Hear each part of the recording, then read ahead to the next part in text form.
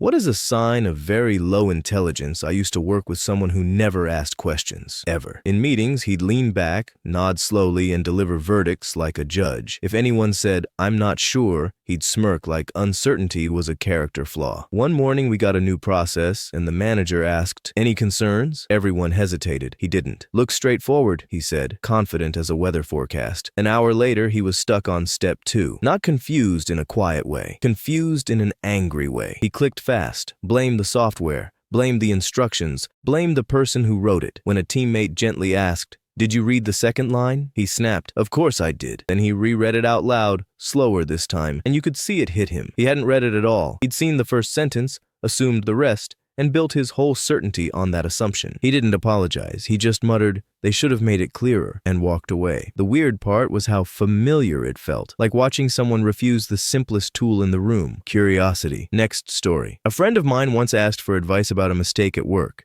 I showed him the email thread, pointed out the exact line where things went off track, and even suggested a polite way to fix it. He listened, nodded, and then said, "Yeah, but I don't think that's what happened." Not maybe, not "I'm not sure," just flat denial. I asked what he thought happened instead. He shrugged and invented a version where the mistake was basically unavoidable and everyone else was overreacting. When I read the email back to him, word for word, he got tense. Like facts were an insult. "You always take their side," he said, even though their side was literally the written record. By the end, he wasn't defending a decision anymore. He was defending an identity, the person who's never wrong. He left the conversation exactly the same as he entered it, except now he was mad at me for bringing receipts. Next story. My uncle forwards videos like they're breaking news alerts. One day, he sent the family group chat a clip claiming a common household item was secretly illegal and that they don't want you to know. The video had dramatic music, red arrows, and a guy pointing at screenshots like a magician revealing a trick. I replied with one link, a boring, official source, showing the claim wasn't true. Within seconds, my uncle responded, "That's what they want you to believe." That line was the trapdoor. If the video was right, he was informed. If the video was wrong, it was still right because they were hiding it. Either way, the conclusion never changed. Later that night, he called me to talk about it, not to ask what I found, to warn me. He sounded proud, like he'd discovered a secret tunnel under the world. When I asked who they were, he paused, then said, "You know, them." And that was when I realized the real power of the video wasn't the claim. It was how easily it replaced thinking with vibes. Next story. A guy I knew couldn't stand general statements. If you said, "Most dogs are friendly," he'd snap back with, "Not mine." Like, one exception demolished the whole idea. The worst was when we talked about safety. Someone mentioned that flying is generally safer than driving. He immediately said, "That's not true. My cousin's friend died in a plane crash." The room went quiet, not because anyone was heartless, but because the logic was upside down.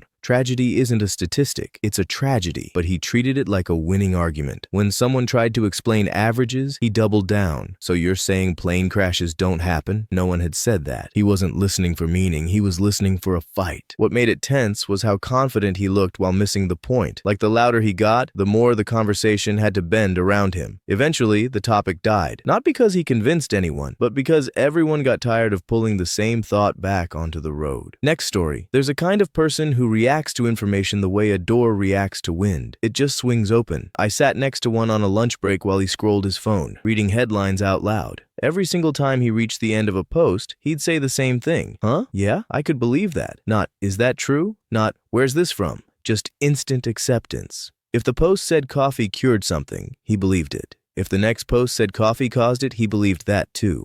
The only filter was whether the word sounded confident. Later, he showed me a story about a celebrity confirmed to be secretly replaced by a body double. I asked where it came from. He shrugged and said, "It's everywhere." When I searched it, the only sources were accounts reposting each other in a loop. I showed him. He frowned, scrolled again, and said, "Well, still, seems possible." It wasn't about truth. It was about comfort, the comfort of never having to stop and think. Next story, I once watched a tiny opinion turn into a full-blown argument in under 10 seconds. Someone at work said, "I actually like pancakes more than waffles." Just that, harmless. Another person snapped, "Oh, so you hate waffles?" The whole table paused, like a glass had cracked. The pancake person blinked and said, "No, I just like pancakes." The other one leaned forward, offended on behalf of waffles. building a case out of nothing. I can't believe you'd say that. Waffles are amazing. It would have been funny if it hadn't been so aggressive. The pancake person tried to soften it. I didn't say waffles are bad, but every attempt got twisted into a worse accusation. By the end, the second person wasn't even talking about breakfast anymore. They were talking about always being attacked and people judging and nobody respecting preferences, all because they couldn't handle the idea that liking one thing doesn't automatically mean hating another. Next story, I had a coworker who treated his opinions like furniture. They weren't meant to move. One week he'd announce, "Remote work ruins productivity." The next week we'd hit record numbers from home and he'd say, "Yeah, but that's different." Different how? He couldn't explain, just different. He didn't argue with data. He waited it out. He'd stare at your chart like it was bad manners, then return the next day with the same original claim, refreshed, like nothing happened. If you brought it up again, he'd sigh and say, "We can agree to disagree," as if the disagreement was taste, not reality. The strangest part was the confidence. He spoke like someone who'd investigated deeply, but if you asked one follow-up, "Where did you read that?" he'd get irritated. Like, questions were attacks. After a while, people stopped engaging, not because they were convinced, but because you can't debate someone who isn't in the conversation. They're in a loop. Next story. There was a guy in my class who introduced himself by mentioning his high intelligence.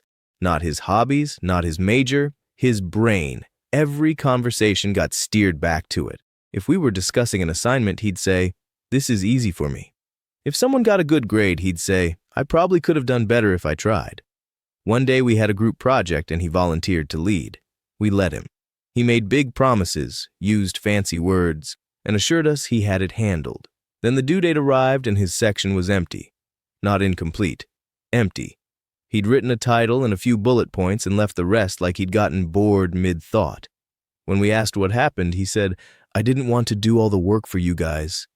The problem was he hadn't done any work for anyone, including himself. We stayed late, filled in the gaps, and turned it in. After we got our grade, he shrugged and said, "I could have carried it." And that's when I understood. Some people talk about being smart like a performance, not a habit. Next story.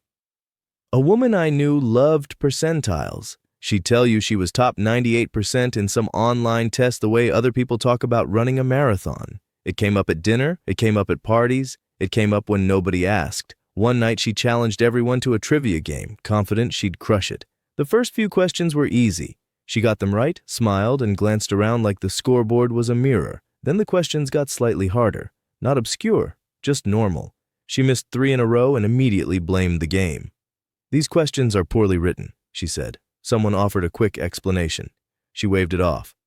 "No, the app is wrong." By the end, she was arguing about answers that were verifiably correct, insisting the problem wasn't her knowledge, it was the universe's incompetence. The bragging didn't bother me. The fragility did. Next story. A friend of mine thinks every situation has exactly 2 options, good or bad, loyal or fake, smart or stupid. No middle, no maybe. It turns normal life into a courtroom. One afternoon I told her I wasn't sure about a plan for the weekend. I said, "I might come late, depends on work." She stared at me and said, "So you don't want to come?" I laughed, assuming she was joking. She wasn't. I tried to explain, I wanted to be there, I just couldn't guarantee timing. She cut me off with, "Just be honest," like uncertainty was dishonesty. By the end of the conversation, we weren't even talking about the weekend. We were talking about my character. I left feeling exhausted, like I'd been forced to choose between 2 wrong answers. Some people don't want nuance because nuance requires patience. Black and white is faster. It just breaks everything it touches. Next story. There's a certain kind of confidence that looks impressive until you notice it's hollow. I watched a guy at work announce a quick fix for a problem that had been bothering the team for weeks. He spoke fast, used confident phrases, and ended with, "Trust me." Someone asked, "Have you tested it?" He said, "Not yet, but it's obvious." Another person asked what could go wrong. He laughed. "Nothing. It's simple." We implemented it and immediately broke 3 other things. The rollback took hours. When the manager asked what happened, he didn't apologize. He said, "Well, nobody could have predicted that." Someone quietly replied, "You could have. That's why we asked." The next day, he told everyone, I knew it might not work, like he'd been cautious all along. The room went quiet in that special way where people aren't angry. They're just done. Next story, I have a friend who asks the same question every few weeks like the previous answers evaporated. Not because he forgets, because he never looks anything up. He just prefers the feeling of being told. The first time it was, what's the best way to save money? People gave thoughtful advice. The second time, same question, same responses. The third time, someone asked, did you try any of the tips? He said, not yet. I'm still figuring it out. Eventually, the group chat stopped responding, not out of cruelty, but out of fatigue. He wasn't asking to learn, he was asking to be carried. One day he complained, nobody helps anymore. That's what made it tense. In his mind, the problem wasn't his lack of effort. The problem was everyone else's lack of generosity. Next story, I used to follow a page that reposted the same dramatic story every month with a slightly different caption, like it was brand new every time. The comments would explode. Wow, I can't believe this. This should be illegal. Share before it gets deleted. After a while, I recognized the pattern. The same screenshots, the same phrasing, even the same typo, just rearranged like a costume. When someone pointed it out, the poster replied, if you've seen it before, scroll. That line said everything. It wasn't about informing anyone. It was about harvesting reactions. Outrage was the currency, and repetition was the business model. Next story. A relative of mine refused a basic vaccine because of a video she watched at 2 a.m. The clip had eerie music, a shaky voice, and a claim that doctors were hiding the real side effects. She played it for me like she was doing me a favor. I asked if she'd talked to her physician. She said, doctors just repeat what they're told. I asked what her source was. She said, a nurse online. When I asked where that nurse worked, she got annoyed. Why are you interrogating me? Weeks later, she was sick with something preventable and furious at the world. I don't know why this happened, she said, as if cause and effect were a rude suggestion. The scariest part wasn't the misinformation. It was how quickly her fear turned into certainty, and how hard it was to reach her once it did. Next story, I worked with someone who had no idea how he sounded. He'd interrupt people mid-sentence, then complain nobody listened to him. He'd tell jokes that landed like insults, then act shocked when the room got quiet. At first, everyone tried to give hints. Someone would say, hey, that came off a little harsh. He'd laugh and say, people are too sensitive. Another person would suggest, maybe let her finish. He'd roll his eyes like it was a childish request. Months went by, and the feedback stayed the same. He never adjusted, never apologized, never wondered why his relationships at work were tense. Instead, he collected grudges like souvenirs. They don't like me because I tell the truth, he'd say, proud of it. Next story, I once watched someone argue with a fact like the fact had personally offended them. We were planning a small event, and he insisted the venue could hold 200 people. Someone pulled up the official capacity, 120, clear, printed, unmistakable. He stared at the number and said, that's wrong. Then he started inventing reasons. Maybe the website was outdated. Maybe it was a legal thing. Maybe they were underselling. A staff member from the venue called to confirm 120. He nodded on the phone, thanked her, hung up, and immediately said, she doesn't know. I've seen more people in there. At that point, it wasn't about capacity. It was about control. Being wrong felt like losing, so he refused the reality that proved it. Next story. A guy I knew was always angry at lazy people. If someone needed help, he called it weakness. If someone struggled, he called it stupidity. He talked like the world was a competition and certain people deserved to lose. Then his hours got cut. Suddenly rent was tight. Suddenly he needed a break, and instead of admitting fear, he aimed it downward. It's because people abuse the system, he said. They take everything. I asked who they were. He waved his hand at an imaginary crowd. The target was always vague. Poor people, immigrants, freeloaders, anyone who wasn't in the room to defend themselves. The irony was heavy. He demanded accountability from strangers, but none from himself. Next story. Correcting someone gently shouldn't feel like stepping on a landmine, but with one coworker, it did. If he wrote the wrong date in a report and you pointed it out, he didn't say, thanks. He said, why are you always looking for problems? Once I corrected a small mistake in a shared document. I even added, easy fix, no worries. He replied instantly, "Actually, it's fine." Then he left it wrong on purpose. Later, the error caused confusion in a meeting. The manager asked where it came from. He looked straight at me and said, "I thought you had it." The room turned cold. Afterwards, he shrugged and said, "Don't correct me in public," even though it hadn't been public at all. Next story. Whenever someone says, "Do your own research" with a smug smile, I get nervous. It sounds responsible, but it's often code for, "I watched a video and now I'm an expert." A neighbor once told me a bizarre claim about a common medication. I asked where he heard it. "Do your own research," he said. I pressed, "Okay, but what did you read?" He said, "A thread." I asked who wrote it. He didn't know. I went home and looked it up. Actual sources, boring language, no dramatic music. The claim was false. When I showed him, he squinted, then said, "Well, of course they'd say that." That's the trap. If official sources disagree, they're in on it. If random accounts agree, they're awake. It's not curiosity. It's armor dressed up as skepticism. Next story, I knew someone who couldn't recognize sarcasm unless you held up a sign that said, "Joking." If you teased them gently, they got offended. If you used irony, they accused you of lying. Humor wasn't a shared language. It was a threat. The same person also loved conspiracies. Any simple explanation was too convenient. If the power went out, it wasn't a storm. It was sabotage. If a website crashed, it wasn't traffic. It was censorship. One night we joked that a project deadline was definitely planned by villains. Everyone laughed. He didn't. He leaned in and said, "Honestly, that's probably true," and started listing reasons, eyes bright with certainty. The room got quiet in the worst way, the way it does when a joke stops being a joke.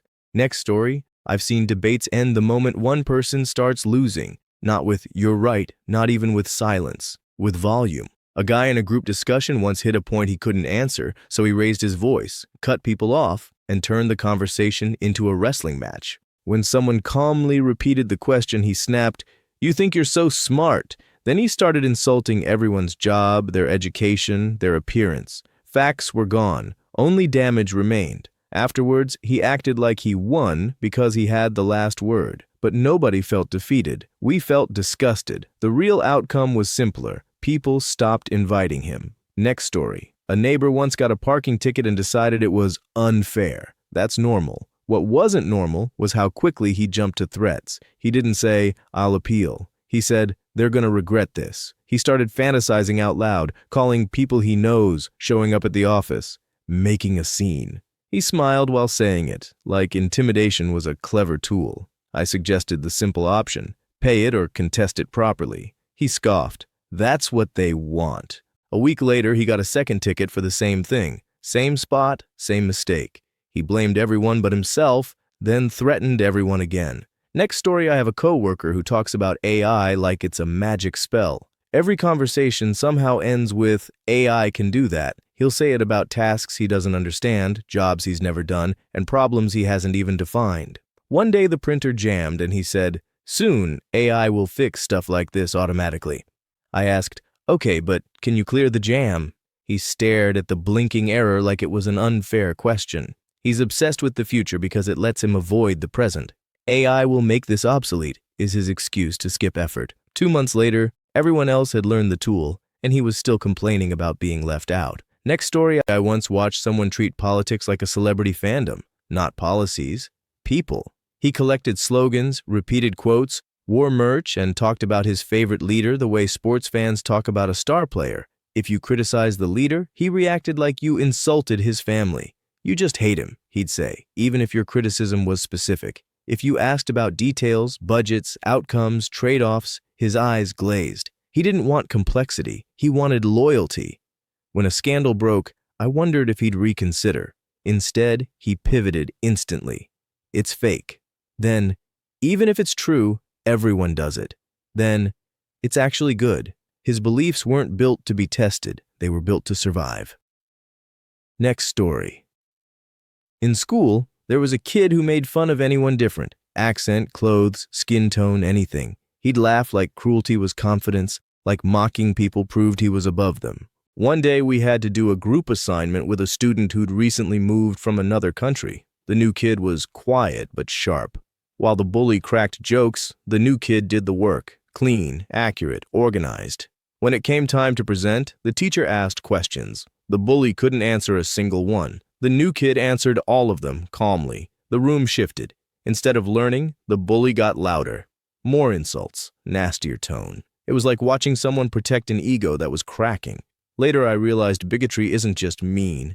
It's lazy. It's the refusal to be curious about the world, so you flatten people into stereotypes and call it truth.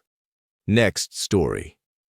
Some people can't enter a what if without slamming the door shut. I learned that during a simple conversation about empathy. I asked someone, "What if you were in their position? How would you feel?" They replied instantly, "But I'm not." "I know," I said. "It's hypothetical." They frowned. Why would I think about something that isn't real? Later, that same person dismissed a safety recommendation because it's never happened to me. When I mentioned averages, they said, "Yeah, but I'm different." That's the danger of refusing hypotheticals. It makes the world feel like it only counts when it touches you personally. Next story. I once watched someone demand proof with absolute confidence, like they were the guardian of truth. "Do you have proof of that claim?" they asked, loud enough for everyone to hear. Someone actually did. Studies, reports, peer-reviewed articles. The proof-demanding person opened none of it. Instead, they replied, "That doesn't prove anything." When asked what kind of evidence would count, they said, "Real proof." When asked to define real, they got irritated and accused everyone of being brainwashed. The suspense wasn't whether they'd be convinced, it was whether they'd admit what was obvious. They weren't looking for truth. They were looking for a way to keep their belief unchanged. Next story, I almost got hit by a car in a parking lot because the driver was scrolling. Not texting, scrolling. Thumb flicking like the road was a feed. They rolled through a stop sign, drifted wide, and corrected at the last second. When they finally noticed me, they threw their hands up like I'd appeared out of nowhere. I pointed at the phone. They shrugged as if it was normal. Later, I saw the same driver at a red light, still on the phone. The light turned green, people honked, and they jolted forward, annoyed at everyone else. Some people don't understand consequences until the consequences have a bumper. Next story. A friend of a friend loved being brutally honest. He'd tease people, interrupt them, dismiss their opinions, then laugh when they got quiet. "Relax," he'd say, "it's a joke."